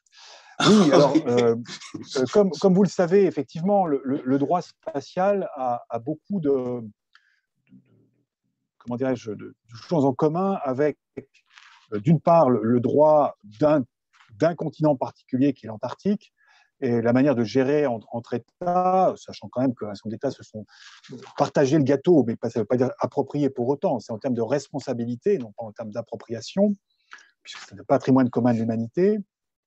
Et puis également le droit maritime, puisque la mer, entre la haute mer, les fonds marins, les eaux territoriales, tout ça est aussi une législation particulière, et il y a beaucoup de parallèles, en tout cas, les juristes savent gérer beaucoup mieux que moi. Moi, c'est plutôt lors de la caricature, mais entre ces trois domaines, domaine spatial, domaine maritime, et puis ce continent antarctique, qui montre que au XXe siècle, la deuxième moitié du XXe siècle, la communauté internationale a pu trouver des accords pour pouvoir gérer d'abord désigner ces domaines comme étant particuliers et leur appliquer une gestion et un droit particulier, avec des principes qui, quant à l'espace, qui étaient des principes ambitieux, hein, le principe de non-appropriation, le principe de libre accès, le principe d'utilisation pacifique, en tout cas de non-militarisation par des armes à destruction massive, enfin un certain nombre de coopération, voilà, des choses qui ont été, qui sont toujours à la base du droit spatial actuel. Avec la question que tu poses, Alain, qui est comment évoluer. Alors, de nouveau, c'est vrai que, comme on le disait tout à l'heure sur les débris spatiaux, et plus généralement sur d'autres sujets, l'évolution au niveau d'une communauté internationale, ce n'est pas toujours facile. Il y a eu des périodes peut-être plus fastes dans les années 60 il y a aussi des intérêts particuliers qui ont permis de poser ces principes que j'évoquais il y a un instant et d'élaborer des textes, des traités, des accords qui nous servent toujours de base au droit, mais les choses changent. Alors, il faut être très, très prudent parce que moi, il n'y a encore pas si longtemps, je faisais comme toi, Alain. Je disais, regardez le magnifique exemple de l'Antarctique, mais en ce moment, on a des touristes qui débarquent en Antarctique. Il y a quelques semaines, quelqu'un me faisait remarquer, même quelques jours, et là, je pense que vous, en tout cas, les membres de l'académie qui appartiennent au monde de l'aviation, vous avez vu cette annonce comme quoi un A340 s'était posé sur l'Antarctique et ça a fait évidemment la fierté de notre constructeur Airbus et des tas de gens. Mais attention, ça veut dire que c'est évidemment beaucoup plus pratique pour les chercheurs qui travaillent sur les bases en Antarctique de voir arriver un A340. Alors, je ne sais pas si on dit atterrir sur la banquise ou amérir sur la banquise, donc il y a un terme, mais alors là, je laisse ça à vos spécialités, vous me direz ça plus tard. En tout cas, moi, j'ai un peu la trouille, parce que derrière ça, ça veut dire que demain, au lieu de mettre des containers, et je crois qu'il y en avait déjà à bord, il n'y aura pas que des scientifiques. Si vous avez l'argent, ça coûtera moins cher que d'aller dans l'espace, mais ça coûtera un peu d'argent, vous allez pouvoir passer quelques heures, quelques jours en Antarctique comme touriste. Et quelle porte est désormais ouverte en Antarctique? Alors avant, il passait un peu au loin sur des bateaux, maintenant on peut s'y atterrir. Donc il faut être très attentif à ça, c'est-à-dire que le droit n'est jamais suffisant, parce que nous savons bien que le droit est là pour tempérer certaines ardeurs, mais par moments on a du mal à le faire appliquer, et c'est vrai qu'il faut absolument, dans le spatial, là aussi, être attentif pour la suite.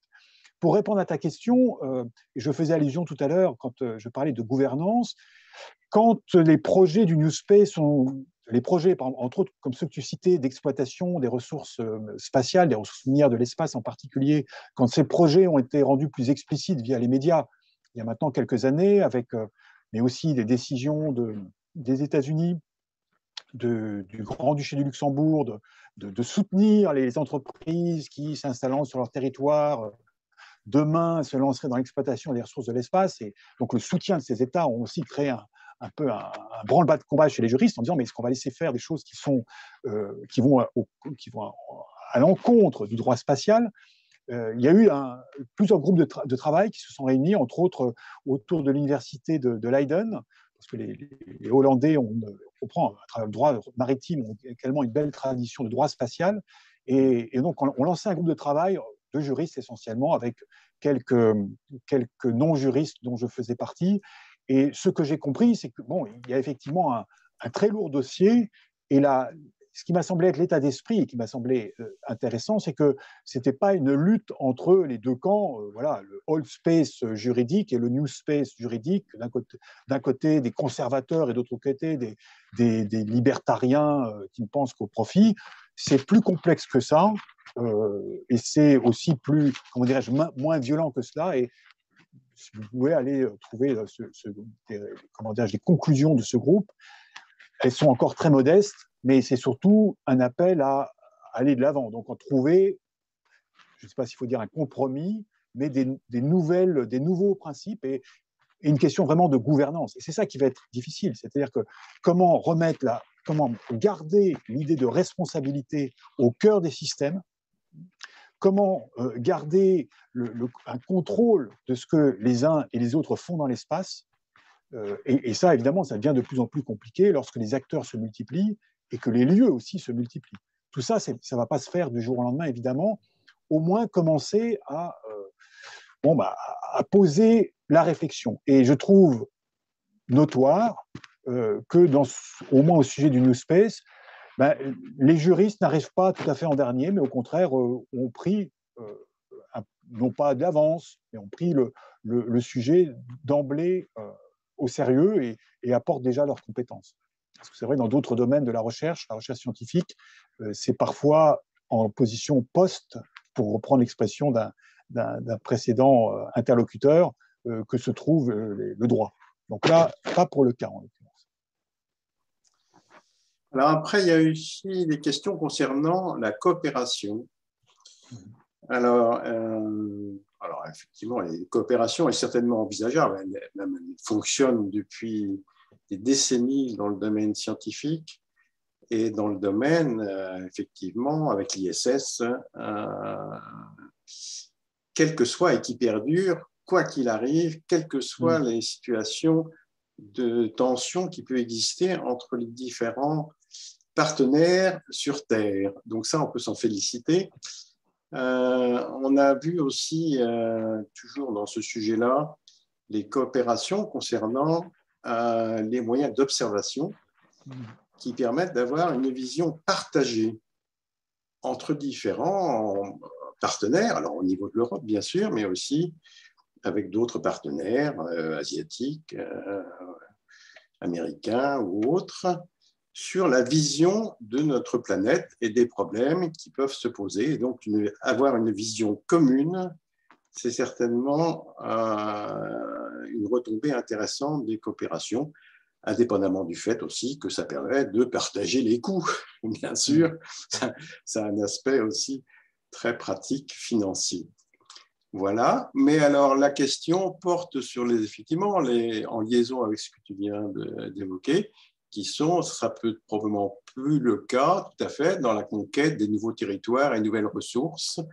Et donc là, on peut s'en inquiéter, effectivement, d'avoir des tensions sur ces sujets-là, qui n'existent pas sur le plan scientifique, au contraire. Mais oui, la question et la remarque décrivent assez bien une situation que nous connaissons tous, qui n'est pas du tout, qui ne relève pas du paradoxe, mais le fait est que depuis plus de 60 ans d'activité spatiale, ces activités ont pu être menées ou même parfois à la fois, en esprit de compétition, en esprit de coopération. Et les exemples sont légion. Et il n'y a aucune raison que ça s'arrête. C'est vrai que quand on pense aujourd'hui à un certain nombre de projets, en particulier liés au New Space, comment dirais-je, j'ai évoqué les décisions américaines et luxembourgeoises, depuis également celles des Émirats arabes unis, de soutenir les entreprises qui recherchent des profits dans l'exploitation des ressources spatiales. Qui dit profit dit défense des profits, qui dit défense des profits va dans le sens de la militarisation. C'est aussi une des raisons aujourd'hui où cette question-là se pose, c'est que la possibilité, pas encore avérée, parce que en tout cas de trouver des profits, va dire mais comment va-t-on défendre les profits, pas seulement au niveau administratif. Donc c'est vrai qu'il y a d'un côté cette course à l'espace qui est souvent présentée, décrite, voire caricaturée, avec cette course à de nouveaux profits, de formes d'exploitation, et puis en même temps, une partie, comme tu le dis, de course, en tout cas, à la Lune, l'exploration de la Lune aujourd'hui, ou même au-delà, aujourd'hui, même l'exploration de Mars, d'un système solaire déjà dans l'actualité, exige, pour des tas de raisons, celles que tu citais en particulier, d'avoir une coopération. Ça fait partie de ce que, comment dirais-je, des visages du spatial. Encore, quand on a, à l'occasion du 60e anniversaire du CNES, quand on se regarde un peu dans la glace, sans tomber non plus dans le narcissisme, mais ni l'orgueil d'ailleurs, et être capable de regarder aussi bien les succès que les échecs, cet aspect-là est évident. Toute la part de coopération que des agences comme le CNES, mais que tu citais aussi, des agences américaines, des agences guerre soviétique aujourd'hui russe, prennent les moyens parce qu'en même temps, c'est une nécessité. Alors, félicitons-nous de l'existence de cette coopération, faisons en sorte qu'elle puisse se poursuivre, appuyons-nous pour aussi aller au-delà dans des coopérations dans d'autres domaines. N'en faisons pas une espèce de fierté démesurée, comme si nous étions les seuls à être capables de le faire, c'est pas du tout vrai, mais mais voilà, c'est cela qui doit, je ne dis pas prévaloir, mais en tout cas valoir par rapport à d'autres choses que l'espace, lui aussi, je me répète, hein, porte, qui est les aspects de compétition. Mais est-ce qu'il ne faut pas un peu des deux? Nous savons bien, enfin, on est d'accord, l'esprit de compétition, il a des côtés qui sont peut-être négatifs ou que nous n'aimons guère mettre en avant. Mais il y a parmi vous des compétiteurs et des compétitrices.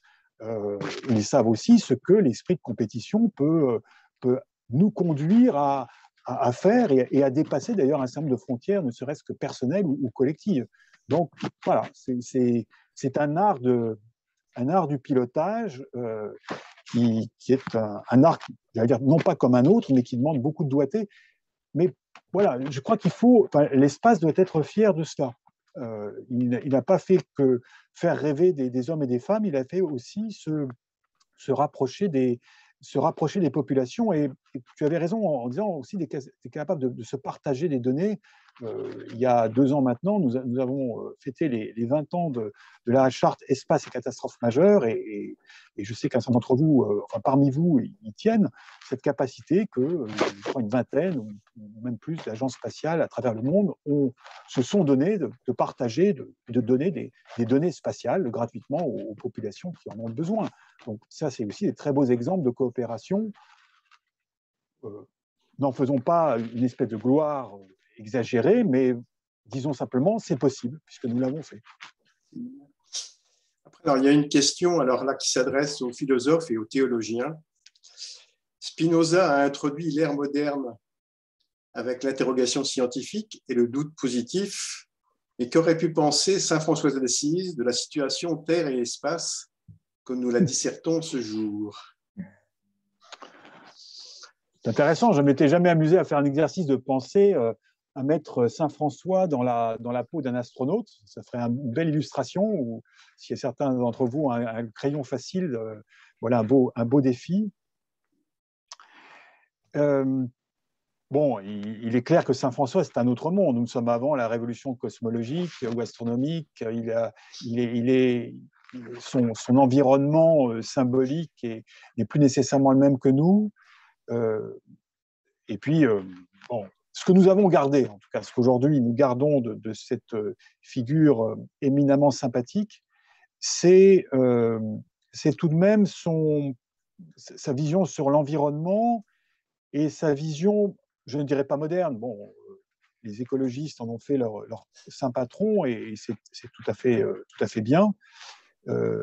En tout cas, c'est comment dirais-je, sa traduction en quelque sorte. Vous savez, peut-être que ce que nous appelons, nous, environnement, ce qui nous environne est un mot qui peut être dangereux, parce que ce qui nous environne, ça peut être un décor.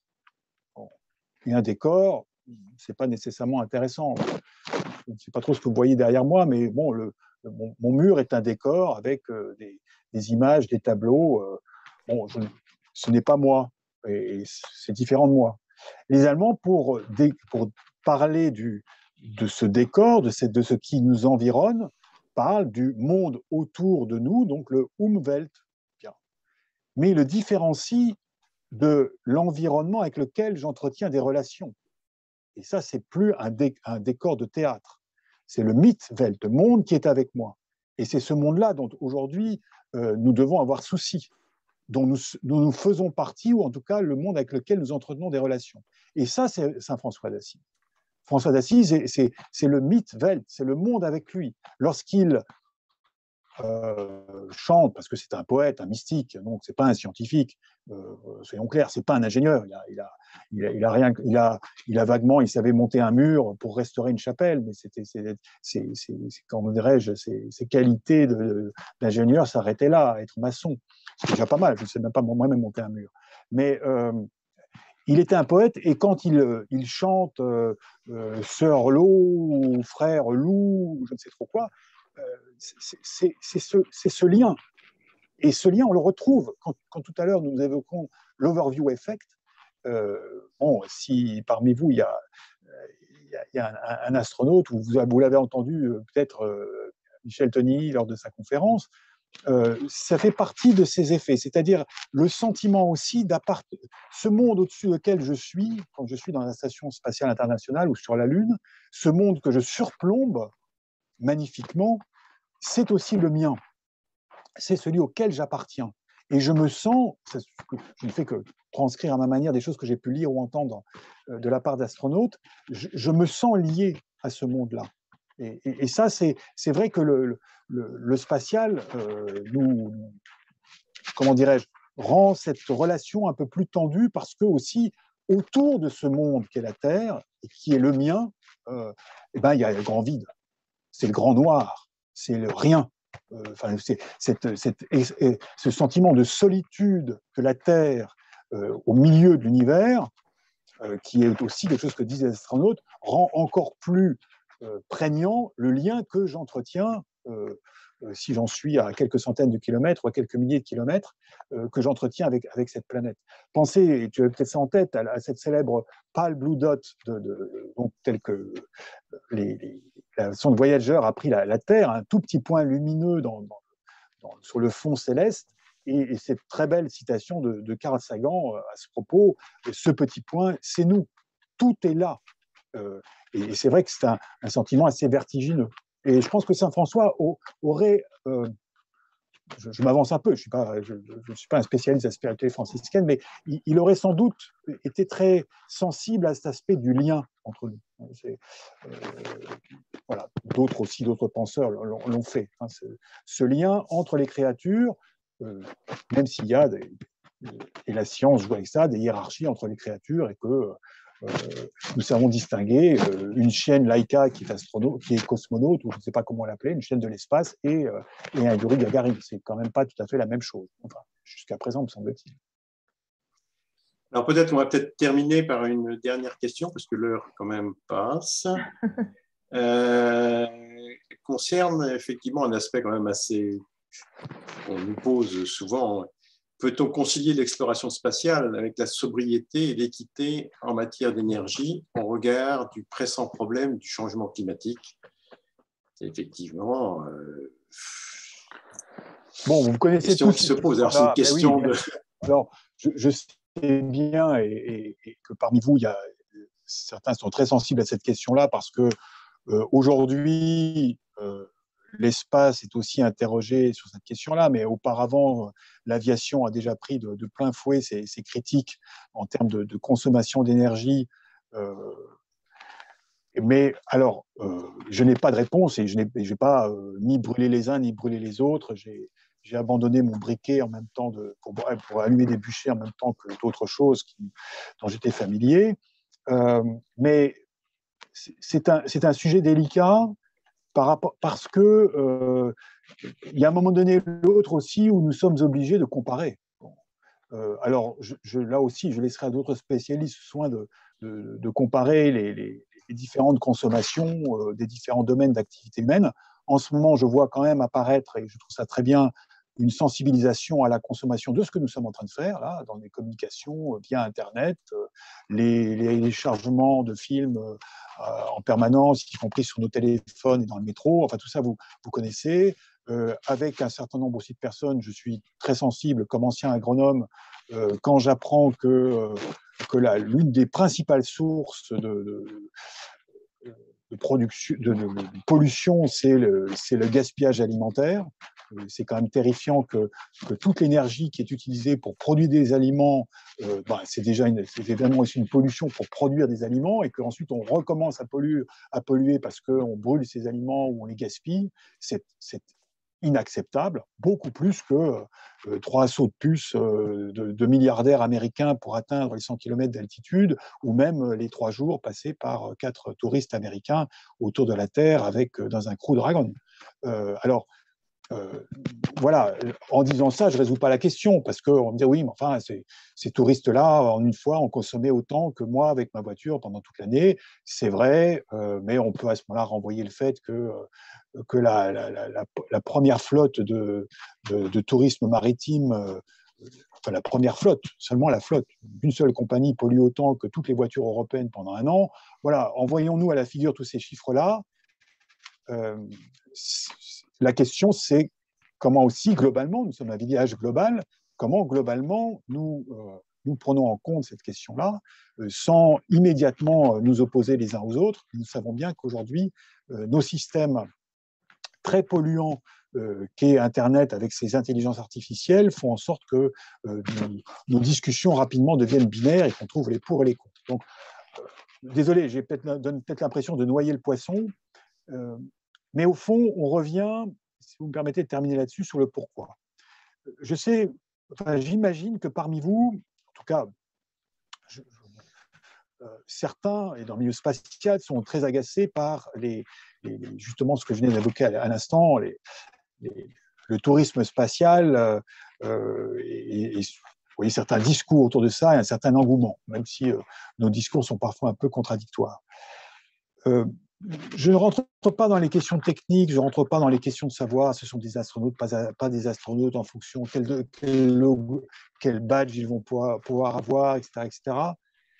Au fond, ce que j'attends de ces hommes et ces femmes qui ont la possibilité, pour X raisons, d'aller dans l'espace, comme j'attends qu'ils soient astronautes professionnels, qu'ils soient touristes, qu'ils soient ce que vous voulez, c'est que, pour reprendre des choses qu'Alain, tu nous as permis de dire aussi dans vos questions, c'est que nous avons la chance de vivre à une époque où nous profitons de ce regard de la Terre, de l'univers, qui a été totalement renouvelé grâce aux techniques spatiales. Pour regarder la Terre, regarder les astronautes évidemment, et le tout premier d'entre eux, Yuri Gagarin, qui dit que la Terre est belle, c'est son deuxième mot quand il est dans l'espace.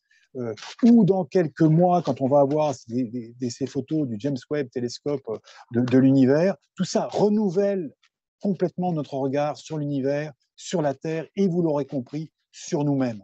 Alors, ne gâchons pas, non pas notre plaisir, bien sûr, notre plaisir, mais aussi toutes les leçons que nous pouvons en tirer.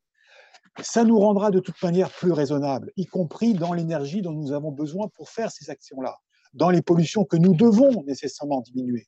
Mais nous savons tous, et vous le savez à l'Académie de l'air et de l'espace, que nous ne sommes pas fous. Nous savons très bien que tout ce que nous emmenons dans l'espace, tout ce que nous emmenons dans un avion coûte cher. Donc nous sommes des gens qui cherchons énormément l'économie de moyens. Donc nous devrons toujours, pour des questions d'économie, polluer moins. Donc nous savons que nous pouvons nous appuyer là-dessus. N'oublions pas ce que je montrais de l'homme de Vitruve ou du badge des astronautes. Nous sommes à la fois des êtres de la Terre et du ciel. Nous avons des racines dans la Terre et dans le ciel. Et puis comme ça, nous irons jusqu'aux étoiles. Ad astra, comme disent les gens du spatial. Ad astra, per aspera. Oui, bien sûr. Ne cache pas, ne leur fais pas peur. Ne leur fais pas peur. Oui. Voilà. Merci Jacques pour cette très belle conclusion. Je crois qu'on va malheureusement devoir arrêter. Pour ceux qui auraient souhaité quand même poser d'autres questions, vous avez les coordonnées de Jacques Arnoux au CNES avec son adresse mail. Et donc, je vous encourage à lui envoyer éventuellement vos questions si vous le souhaitez. Mille merci, Jacques, sur cette très belle conférence. Excuse-nous de t'avoir retenu si tard. Mais pas du tout. Le sujet était vraiment passionnant et puis il y avait quand même beaucoup de questions. Merci donc à tous les intervenants qui ont posé ces questions et qui ont suivi cette conférence. Et donc, il me reste à vous annoncer la conférence prochaine qui a lieu, comme d'habitude, tous les derniers mardis de chaque mois. Donc, ça sera le mardi 22 février, 18 h comme d'habitude. Et le sujet sera toujours un sujet spatial, la propulsion spatiale du futur. Toute propulsion, le proche futur, mais aussi un futur plus lointain, plus spéculatif. Et donc, notre conférencier sera M. Alberto Rossi, qui est le chef du service propulsion, pyrotechnie et aérothermodynamique au CNES à Toulouse, qui nous fera donc cette conférence. Merci à tous et puis venez nombreux à la prochaine aussi. Merci. Merci à tous. Bonne soirée. Bonne soirée. Au revoir et merci. Au revoir.